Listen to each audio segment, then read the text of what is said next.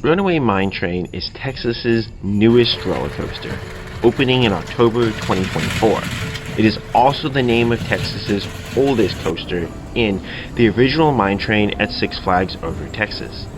But this version operates at Holly Springs Farm, which has been open for spring, fall, and Christmas events this year. Given that there are 3 very similar coasters at other farm parks throughout Texas, I was not too hopeful that this would give a unique and special ride. But it does. That is even with some limitations that this coaster has. Find out more in this review. Holly Spring Farm bought their farm at the end of 2021 with the idea of building a family-friendly railroad just north of Nacogdoches, Texas. With construction and delays, the railroad itself did not open until March 16, 2024. The gemstone mining opened with the park as well and looks really nice for this type of FEC upcharge. In late 2024, the park added a few amusement park attractions, Spindle Top and Runaway Mine Train, both opening on October 19, 2024. This is a small farm park with a small footprint, but I think that works very well. The railroad goes way back, so there is plenty of room to expand, but the small size for the park makes it very easy to bounce around from attraction to attraction while enjoying the charm of the park itself. Other parks like Yesterland Farm are confusing, even to a seasoned park goer like myself, with all their attractions and offerings. Others, like Mainstay Farm, are big, so it is hard to find everything, though walking through the hills and woods there is a beautiful experience. Holly Springs Farm takes the simple approach, and with a brand spanking new feel to the park, this park looks beautiful and clean. As for the offerings, these play well for the target audience of younger guests.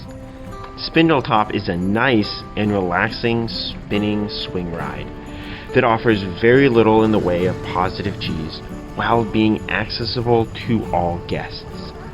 Despite the simple nature of this attraction, it was relatively popular as almost every guest seemed to take at least one spin on it. The Jumping Pillow is a farm park staple, but works great for younger guests who need to let off some energy.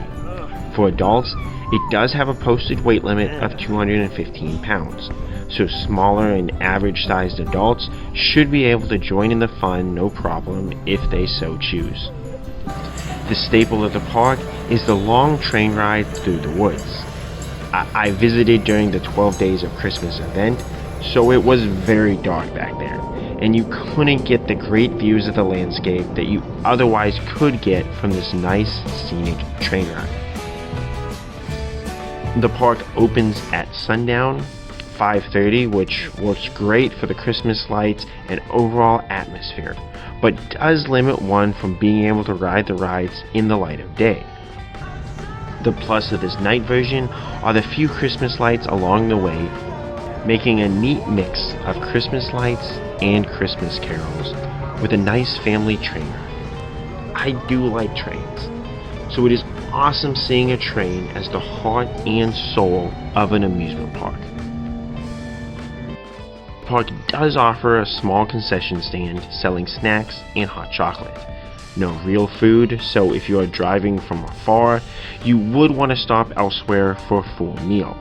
The park does, on occasion, have food trucks that will come in to provide larger food options, and you can check their Facebook for updates if these will be offered. That's pretty nice, The one thing that I felt was missing from this park would be a nice bonfire, which for practical or safety reasons might not actually be possible, but on a cold winter night, I would have loved to warm up beside a fire in this scenic, woodsy location. The park is also very prone to closures due to weather, mainly rain.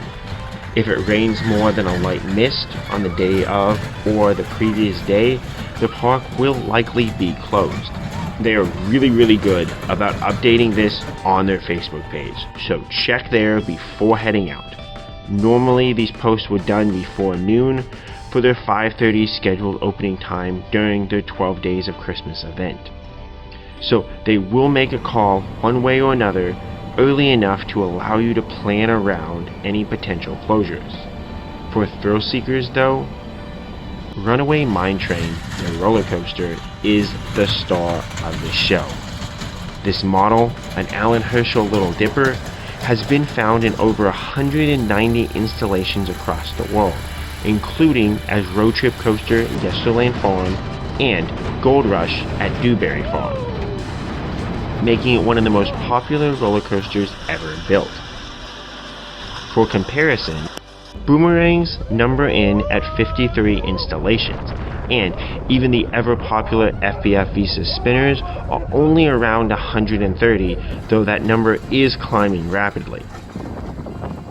With production beginning around 1950, and this model dates to the year 1950 itself, this model represents the third and fourth oldest steel coasters operating in the world, and has proven popular with smaller parks in recent years, as this model was added in 2023 to Yesterland Farm and in 2024 at Dewberry Farm. However, not all these models are exactly alike. The roller coaster database seems to differentiate some as having large flat turns, which Gold Rush and Runaway Mine Train certainly do. For comparison, Fort Yesterland at Yesterland Farm is listed as the same type of roller coaster, but has smaller, lower turns that make for a much different ride experience. Runaway Mine Train, though, is a bit different than these other clones. Most notably, with a larger drop right before the lift hill, which seems to indicate that the various drops on this coaster offer a bit more than their Texas counterparts. The park and ride operators call this coaster rough, but I use that to describe bumpiness on a coaster, like, say, Mind Blower at Fun Spot Kissimmee. And in that sense, this coaster is pretty smooth. There are not a lot of larger rides to beat me up at this park and make me dizzy, so I cannot be certain for sure, but it felt like this ride tracked great, especially for an old coaster that has been relocated a lot in recent years. However, the drops and airtime on this coaster are powerful, so you will be whipped around on the various hills. The back of this train reminds me of the harsh whipping airtime on the back of the Steel Eel at SeaWorld San Antonio, as you are slammed both into your restraint and back down into your seat. The restraints themselves are also pretty tight. The park lists 225 pounds as likely the weight limit, though the limit seems to be more if you can fit into the overall restraints. At around 180 pounds myself, the restraints were pretty snug on me, and do not give much room for a larger adult. Larger adults may still be able to fit snugly, but the problem comes with how you will be uncomfortably thrown against both the restraint and the front of the car. Smaller adults or young kids likely will have a bit more give on their restraint, which will allow them to enjoy the airtime with much less pain. As for seat placement, I preferred the front row as it offered airtime closer to floater airtime on the main drop, bunny hill, and entrance to the second turnaround. It is also noticeably pushed through these various elements, giving it a bit more in the force department. The back offers more violent airtime, which is fun, but only in moderation. The middle offers a decent mixture of these forces. The front of a car normally offers slightly more on this style of coaster, but I did not notice a huge difference on my various rides. I did notice a difference if the rest of the train was full though, as the forces are noticeably stronger with a full train going through the track. If you're looking for the experience to be even more wild, ride it with all of your friends. Operations on this coaster, as with most small farm parks, are fantastic. Strangely, this coaster only offers one lap per ride, since most kiddie coasters do multiple laps. However, this is due to the violent nature of the ride, as the back car guests may only be able to take one lap. With short lines, the operators would stop the train in the station, ask if anyone wanted to go again. Most riders did, gave a thumbs up, and then sent the train around if nobody wanted to get off, giving me great vibes of when I rode Triple Hurricane at Cypress Gardens in Florida. If someone does come stand in line for this coaster, you can easily get off, go back to the entrance, and likely will still go out on the next train. On rare occasions, you might need to wait for a cycle or two, but this park will run this coaster as much as it can, so you can get as many laps as you want. I got 26 laps on my visit, which really I'm just counting as 13, as 2 laps is really the equivalent of one ride, even if the park does count this differently. Other guests got even more, as the kids who loved this ride just kept riding to their heart's content. Others, both kids and adults, took one lap and were done, as this coaster is a bit much. This layout should be a mild but fun kiddie coaster, not a wild and crazy kiddie coaster. As a thrill seeker, I love the power this coaster currently has, but I am also aware that it is a bit much for the target audience of this park, who are more wanting something the pace of the train ride and spindle dump.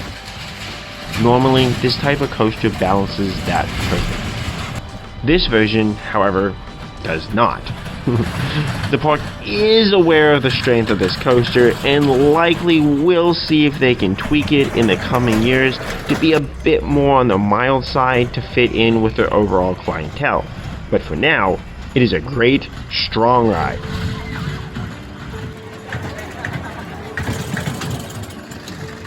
After departing the station, you go down a small dip. Not much in the way of forces here, but a bit more than an average start to this style of coaster. After a quick lift hill, which is not always the case for these types of coasters, I'm looking at you, road trip coaster. You go around a turn that offers very little in the terms of laterals. Maybe very weak laterals at best. Then you have this small little dip. Normally, these don't really do anything, but this gives nice power. Nothing painful, even in that back row, but enough to whet your appetite that the actual hills will offer something. On the rest of the turn, there still are no laterals before that main drop. This gives a solid pop as you are thrown into your restraint. It feels almost like the floor kind of like falls out from under you with the strength that this little drop has. Despite its small size, it is a very nice punch. Then the star of the layout is the bunny hill. Normally, this offers a nice quasi-airtime moment on this style of coaster. But this one offers a really nice pop of ejector airtime as you're quickly thrown up into your restraint and then pulled back down on the other side. With using my head mount for my GoPro, that even was knocked loose on one of my many rides due to the strength of this pop. Something that has not happened on any other kiddie coaster that I've used my head mount for.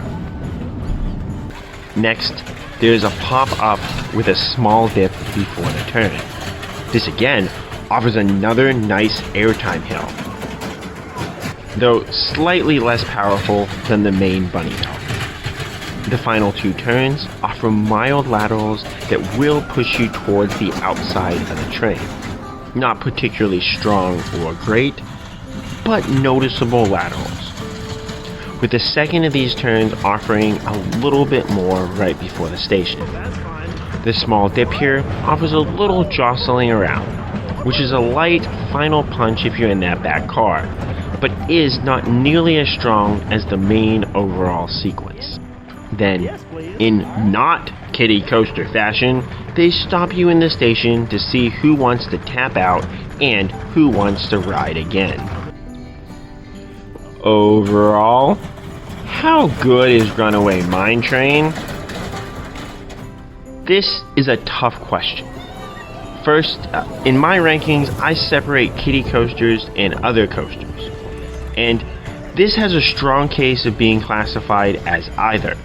Normally, I rank kiddie coasters as such if they are generally small in size, and this model and layout fits that definition exactly, and offer inconsistent enough rides that I lack overall confidence in a precise ranking of the ride.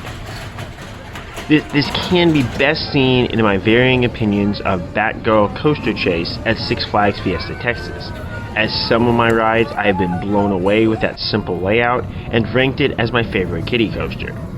Others, it kinda shows what that layout is. Rides like Mini Mine Train make my coaster list as being larger, and Fort Yesterland and Speedy Mouse make my list for being solid and very enjoyable coasters that I love, despite their small size.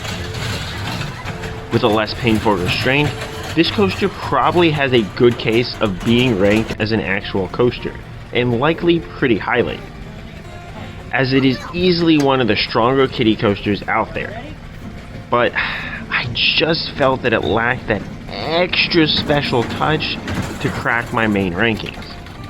However, I do rank it as my current favorite kiddie coaster, beating out both Dipsy Doodle at Mainstay Farm for the best kiddie coaster in Texas, and passing Rithfi Ha's Great Laterals, a traveling coaster that I rode in Thailand, and Funspot Orlando's Sea Serpents quasi-ejector airtime hills, as the airtime on Runaway Mine Train is way better.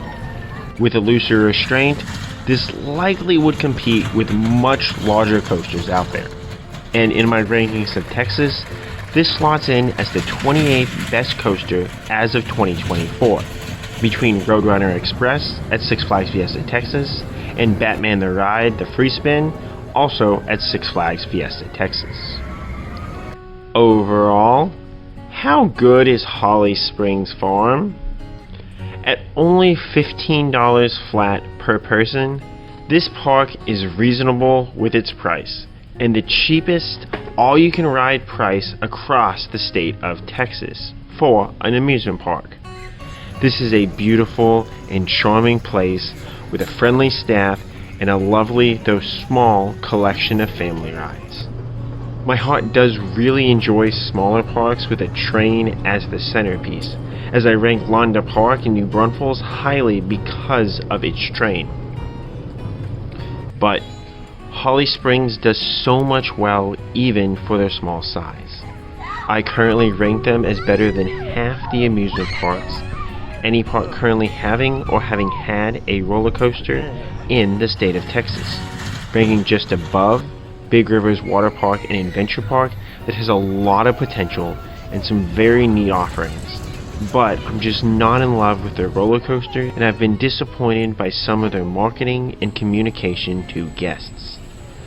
I have a very in-depth review for Big Rivers for those interested, and their Christmas event is fantastic. And I rank Holly Springs Farm right below the State Fair of Texas, which is ranked due to having had permanent roller coasters in the past. The experience of the fair is special, and the few coasters they have are nice, though not terrific or huge. But the permanent attractions add a bit of history and charm to the overall park, though the price point is very, very high. It is just such a uniquely Texan experience for a park. As for Texas farm parks, I do rank Dewberry Farm and Mainstay Farm ahead of Holly Springs Farm, for their atmosphere and larger collection of rides. But Holly Springs Farm is incredible considering what they offer, and I hope they keep up their amazing experience going forwards. What's the best kiddie coaster that you've been on? How much do you like trains? Let me know, and as always, Kapkun Krap. Hi, Grinchmas.